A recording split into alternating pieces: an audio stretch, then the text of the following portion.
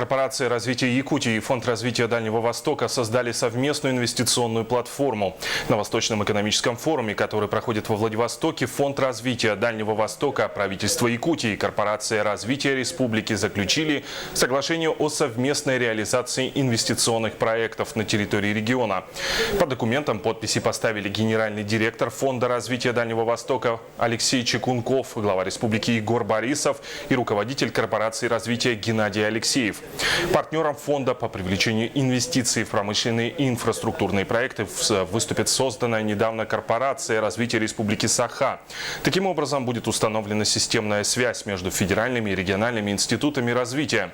Инвестиции будут осуществляться на паритетных началах рубль к рублю. В настоящее время Фонд развития Дальнего Востока рассматривает ряд перспективных проектов на территории Якутии. Один из них связан с расширением цементного производства на площадке Якутцемента. Общая стоимость проекта составляет 2 миллиарда рублей. Планируемый объем инвестиций фонда около 1 миллиарда рублей. Конечно, фонду необходим такой местный партнер, который знает проекты, знает инициаторов, знает их мобильные телефоны, вместе с которым мы можем проводить комплексную экспертизу проектов, вместе с которым мы можем снимать риски, структурировать участие фонда в проектах таким образом, чтобы выполнялись требования по возвратности и доходности средств фонда.